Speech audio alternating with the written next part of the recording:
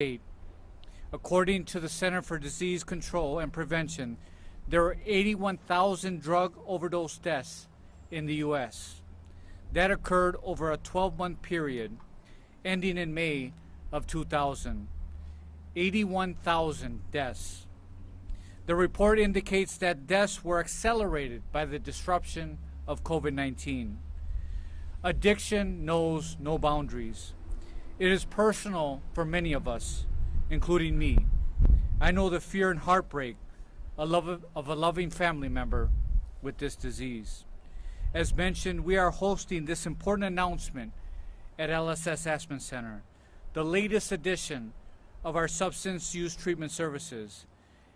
LSS Aspen Center builds on 40 years of effective addiction services and therapies that we have delivered in Waukesha County and throughout the state. Thousands have found recovery through LSS and are now using their God-given gifts to serve others. LSS Aspen Center is a 22-bed residential facility for women and men experiencing drug and alcohol addiction. People who now can receive treatment in their hometown without having to travel hundreds of miles from their families.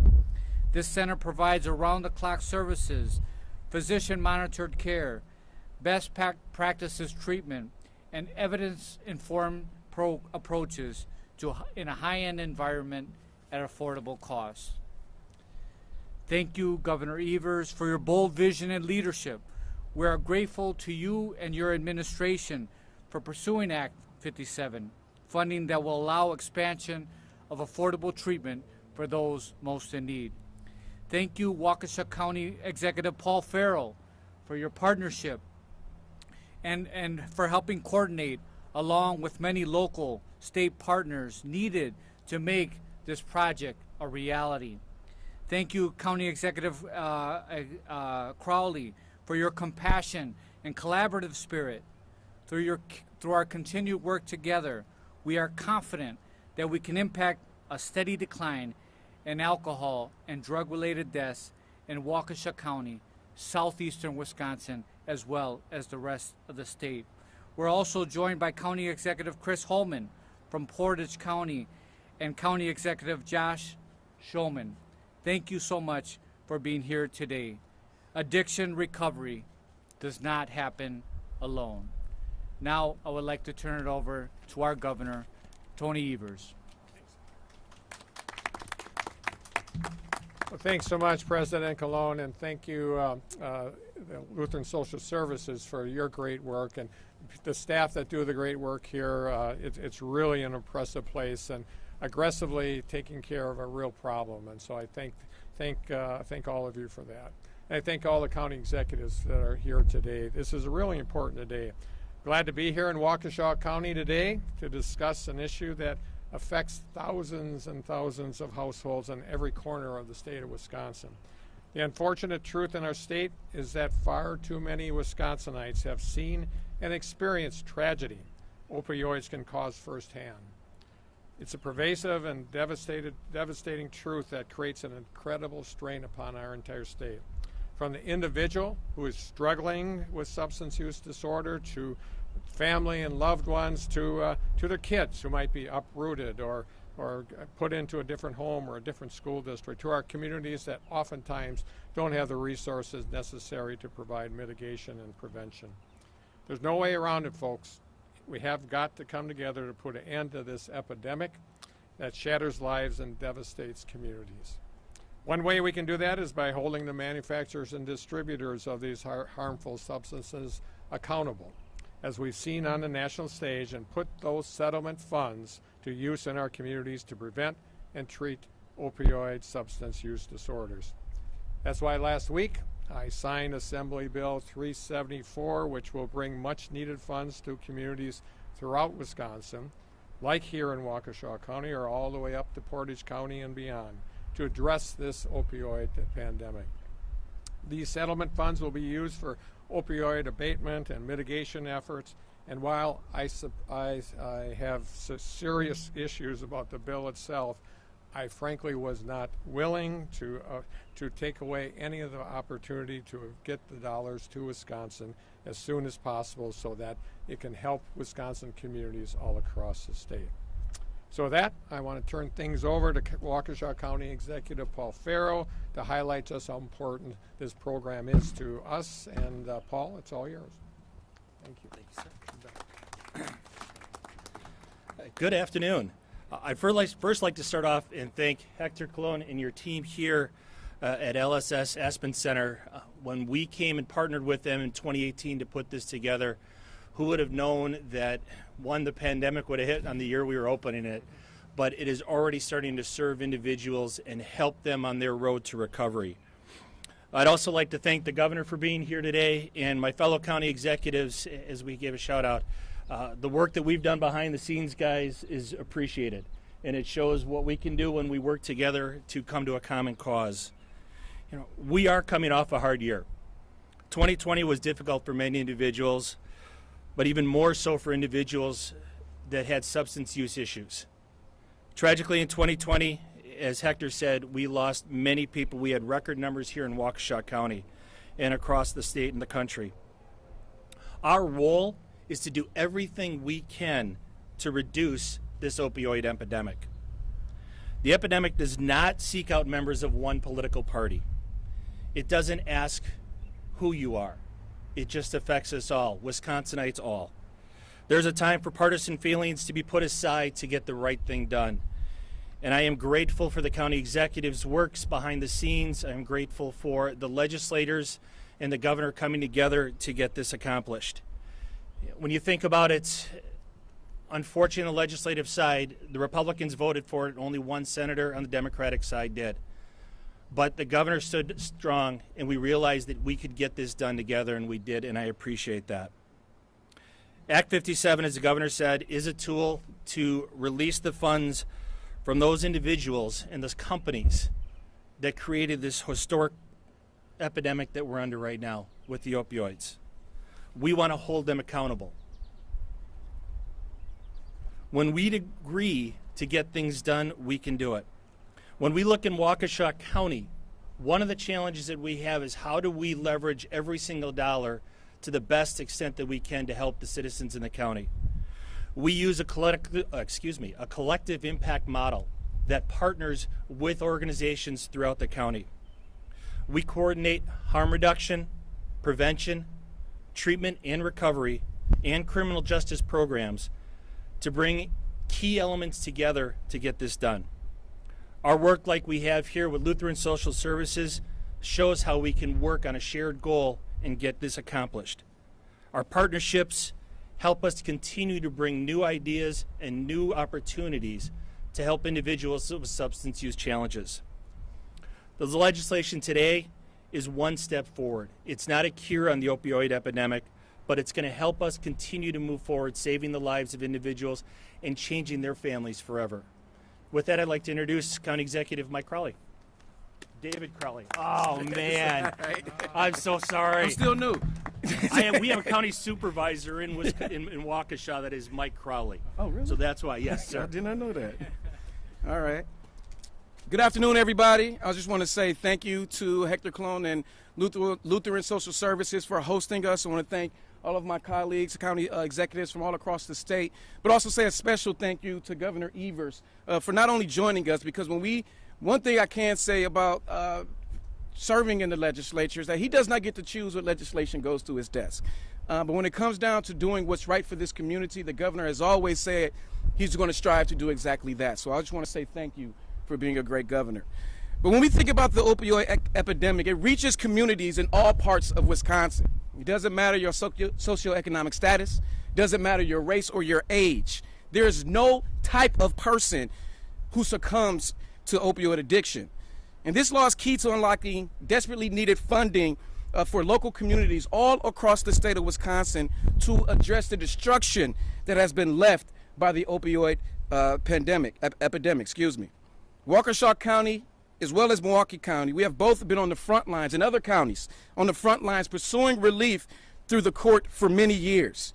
And now that we believe that a settlement may be imminent, After years of work to hold the responsible parties accountable, this could be a historic settlement. And now the law allows for the largest share of settlement proceeds possibly to flow into mitigation and abatement programs that are critical in the fight of opioid addiction. And this is an important development, especially in the wake of a pandemic where we're seeing the opiate problem and the suffering of many county residents not just continuing, but really intensifying. And I think that when we look at last year alone, it's been very difficult for us. And the data is showing how this is also affecting the mental health as well as the behaviors of many of our residents. In 2019 alone, we had about 418 opioid deaths. And we've seen a huge increase compared to last year, where we've seen about 544 deaths in 2020 alone. That's about a 30% increase. And this should cause concern for all of us.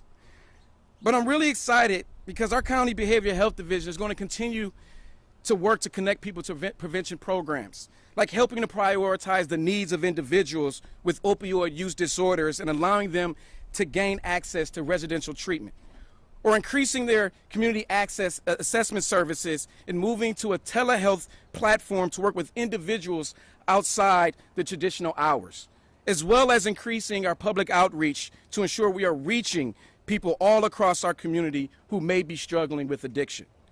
As public servants, we all have a duty to respond to a growing demand for prevention and treatment services, but battling the COVID-19 pandemic and the opioid epidemic has caused a strain on local budgets that cannot be understated.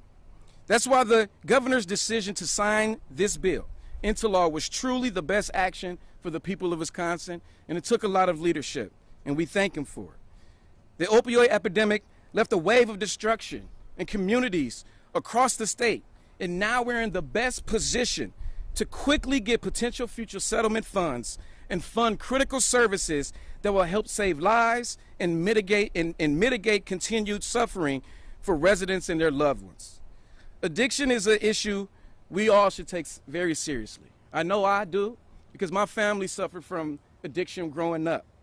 And this is something that not only I, but we all should look forward to continuing to work on with our county leaders, with our grassroots leaders, and our partners throughout the state of Wisconsin to address this issue. So thank you again for this opportunity. I want to bring back up our Governor, Tony Evers. Thank you. We're glad to answer any questions you might have. Governor, the budget, are you expected to veto the entire thing before Friday? We received the budget on Friday. We're going to be spending just about every waking moment over the next couple of days figuring out what our position will be on that, so stay tuned. And how about the Bucks? Any friendly wagers with the governor in Arizona? Well, that will happen, believe me. I feel confident about Bucks winning, therefore it's an easy bet for me. But we haven't figured out the what we would exchange if we win. Governor, I want to ask about Lincoln Hills and Copper Lake. Yeah. Obviously, July was the deadline in current law to close them by, but that's not going to happen. Some Republicans are renewing calls that it's you, the one that's not negotiating with the legislature to finally get a solution. We had a solution. I was part of that, and some of the folks behind me were part of that AB 185 several years ago. I was state superintendent at the time. And the plan was in place. It didn't happen because the legislature, especially as it related to money for buildings, have not been able to do it. So we continue to move children out of that facility as much as we can find places for them, so to minimize the ability. But we're willing to do it. We have all sorts of folks out there. But it's just that you can't build facilities in a week. And we've had a couple years to build those facilities without the money, and you can't build a facility without money.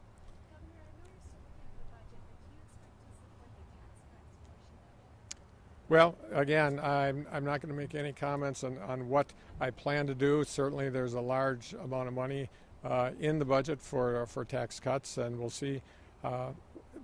what we're going to be able to do is balance that out. Certainly, I believe that the money that's been set aside for schools is inadequate. It's wrong-headed to assume that that federal money that is used for COVID relief is going to be a solution for our schools. So, all things that are going to be weighed between now and then.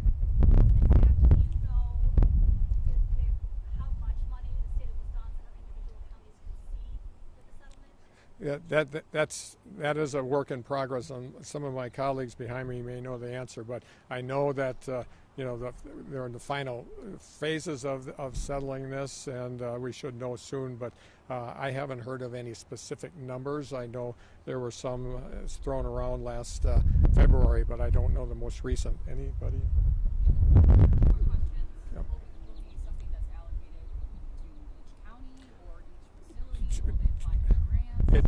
No, the 70% will go to the counties and the various municipalities that were part of it. It's our hope, obviously, that at the state level we can help out those counties. I think there's only one county, and I know the counties are, counties work well with the municipalities in their borders, or none of these gentlemen would be in office. That's part of their job. They do a great job at it now. I anticipate that they're going to be very thoughtful in how that money is used across the counties and helping out those municipalities that weren't part of the lawsuit. Where would the other 30% go? Goes to the state, to the Department of Health Services, and they'll work with Joint Finance Committee to find a solution to what program we'll have. Some of that proceeds would very, very likely go out to other organizations outside the state, but the State Department of Health Services will be in charge of that money.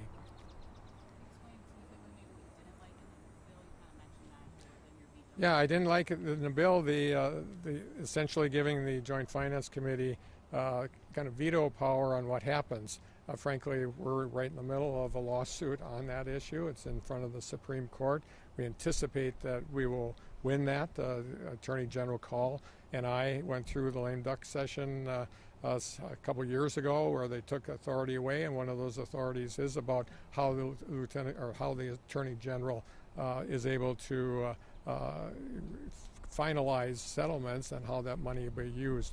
So that's that was a direct shot across the bow. But at the end of the day, for me, it had to be about what way do we get the money to the municipalities, to the counties as quickly as possible. And there's no question that that's important, and that's why I signed this bill. Awesome. Thanks so much, folks. Thank you.